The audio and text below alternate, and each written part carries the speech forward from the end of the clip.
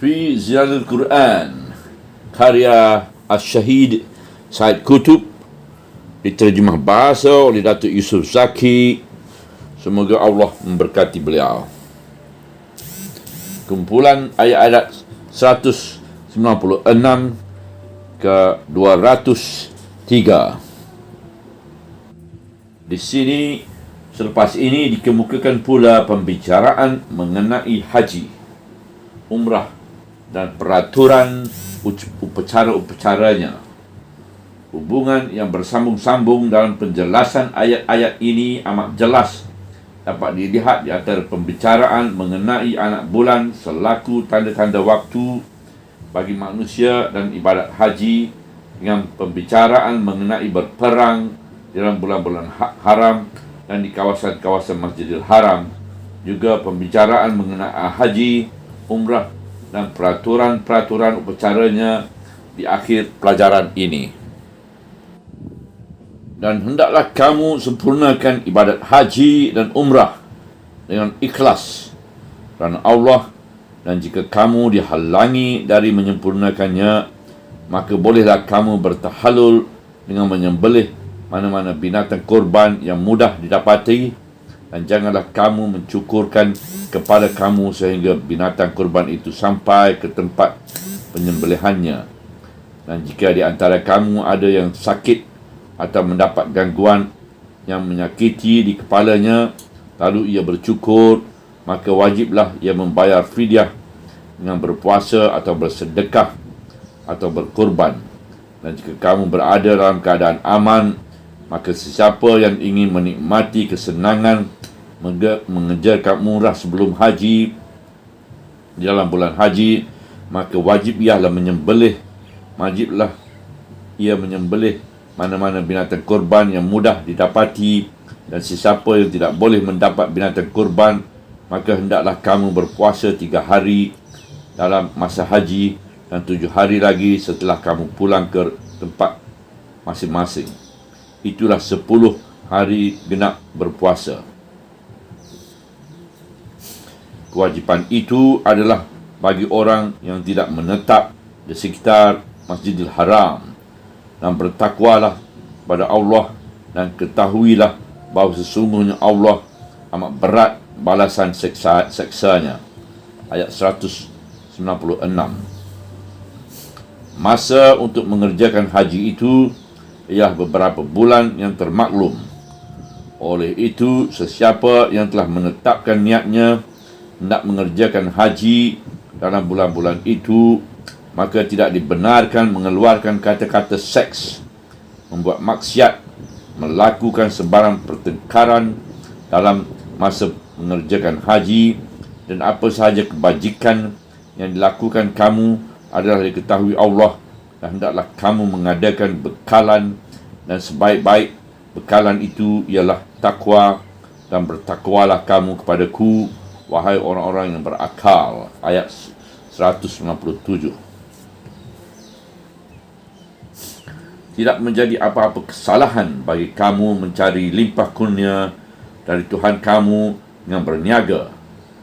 Kemudian apabila kamu bertolak dari padang Arafah ke Muzdalifah, maka hendaklah kamu berzikir kepada Allah dengan doa dan talbiyah di Masjidil Haram, dan berzikirlah kepadanya sebagaimana ia telah memberi hidayah kepada kamu. Dan sesungguhnya kamu sebelum ini termasuk dalam golongan orang-orang yang sesat. Ayat 198. Kemudian hendaklah kamu bertolak dari Arafah, tempat bertolaknya sekalian orang, dan pohonlah keampunan dari Allah, kerana sesungguhnya Allah Maha Pengampun dan Maha Pengasih. Ayat 199.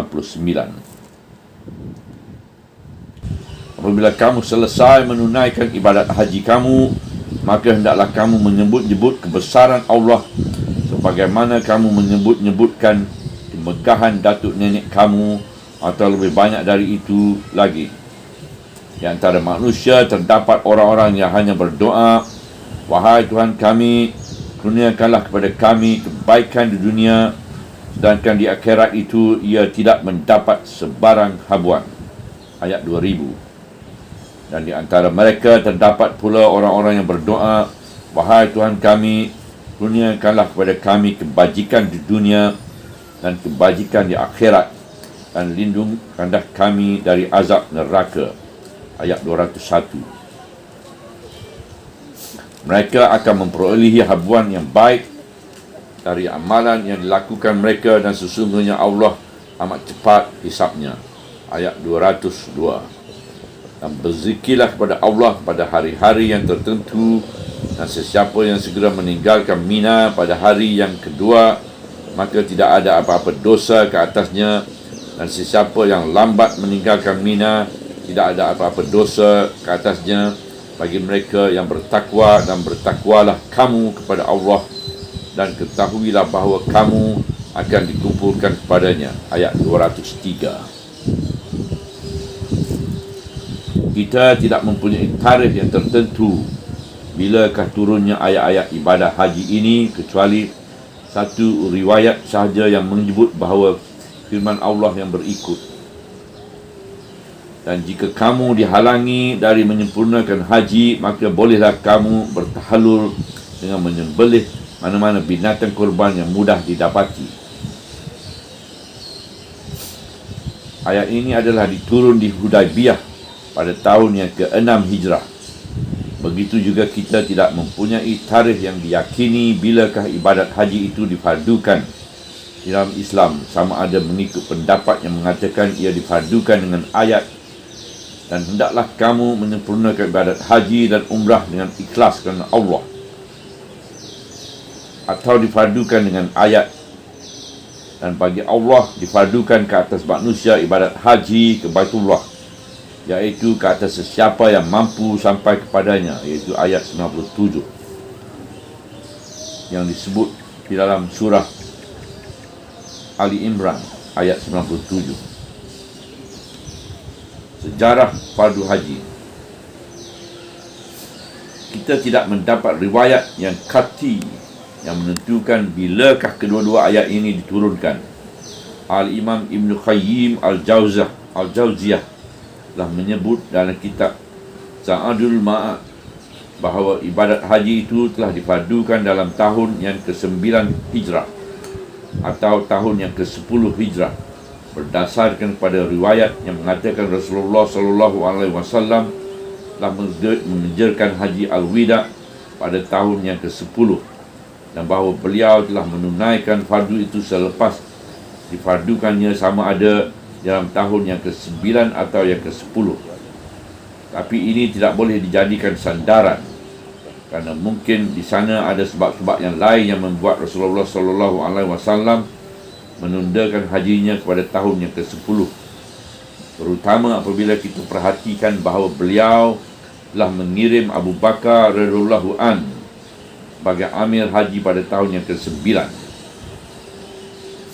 Ada riwayat yang menyatakan bahawa Rasulullah SAW sekembalinya dari peperangan Tabuk bercadang hendak menunaikan haji. Kemudian beliau teringat bahawa kaum musyrikin akan berkumpul di Mekah di musim haji itu mengikut adat kebiasaan mereka, dan setengah-setengah mereka bertawaf di Baitullah dengan keadaan bertelanjang bogel. Oleh kerana itu beliau tidak suka bercampur gaul dengan mereka. Kemudian turun ayat Bara'ah.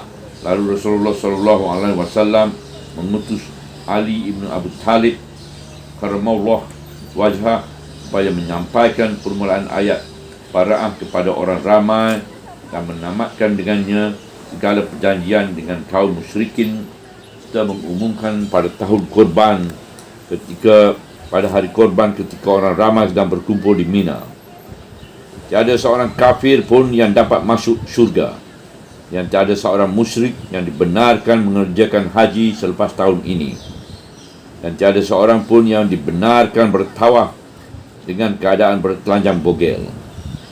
Dan siapa yang ada perjanjian dengan Rasulullah SAW, maka perjanjian itu akan berakhir mengikut tempohnya. Oleh sebab itulah Rasulullah SAW telah mengerjakan haji sehingga Baitullah itu bersih, tidak mengerjakan haji sehingga Baitullah itu bersih, dari kaum musyrikin dan orang-orang yang bertelanjang.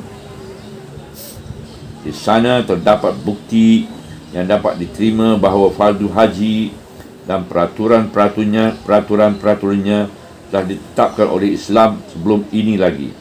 Kerana ada riwayat yang mengatakan bahawa haji itu telah difardukan di Mekah sebelum hijrah lagi.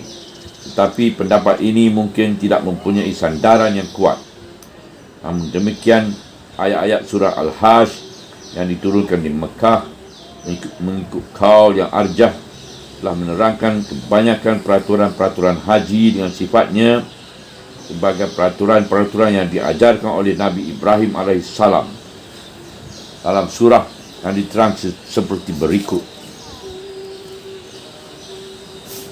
Dan kenangilah ketika kami menyediakan kepada Ibrahim tempat Baitullah untuk dibangunkan dan menyuruh, janganlah engkau mempersekutukanku dengan sesuatu yang lain, dan bersihkanlah rumahku Kaabah untuk sekalian orang-orang yang tawaf dan orang-orang yang berdiri, rukuk dan sujud mengerjakan solat. Ayat 26. Dan serukanlah di kalangan manusia supaya mengerjakan ibadah haji, nescaya mereka akan datang kepadamu dengan berjalan kaki dan mengendarai setiap unta yang kurus yang datang dari segenap penjuru yang jauh. Ayat 27 surah Al-Hajj. Supaya mereka dapat menyaksi berbagai-bagai manfaat kepada mereka dan menyebut nama Allah pada hari-hari yang ditentukan, kerana mensyukuri nikmat binatang ternakan yang dikurniakan Allah selaku rezeki kepada mereka.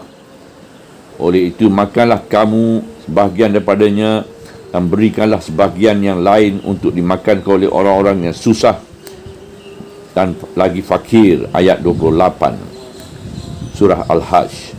Kemudian hendaklah mereka menghilangkan kekotoran yang ada pada badan mereka, dan hendaklah mereka menyempurnakan nazar-nazar mereka, dan hendaklah mereka bertawaf di sekeliling rumah yang amat tua itu. Ayat 29 surah Al-Hajj.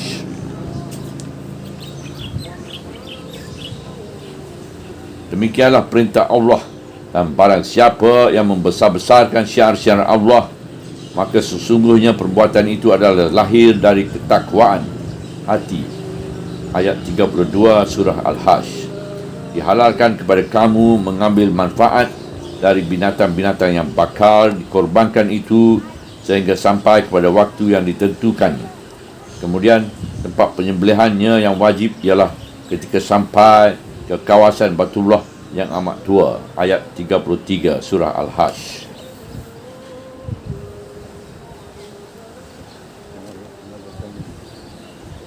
Di dalam ayat-ayat ini disebut atau diisyaratkan kepada binatang kurban, penyembelihan kurban, tawaf dan tahlul dan ihram, dan menyebut nama-nama Allah yang merupakan syiar-syiar ibadah haji yang asasi.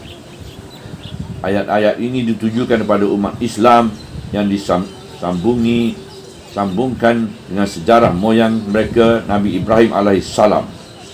Semuanya ini menunjukkan bahawa ibadat haji itu telah difardukan pada waktu yang awal lagi, kerana ia merupakan syiar Ibrahim yang kepadanya dihubungkan kaum muslimin. Dan andainya ibadat haji ini telah menemui halangan-halangan akibat pertarungan yang wujud di antara kaum muslimin dengan kaum musyrikin yang pada masa itu menjadi penjaga-penjaga Kaabah, yang menyebabkan ibadat haji tidak dapat ditunaikan, maka itu merupakan satu perkara yang lain.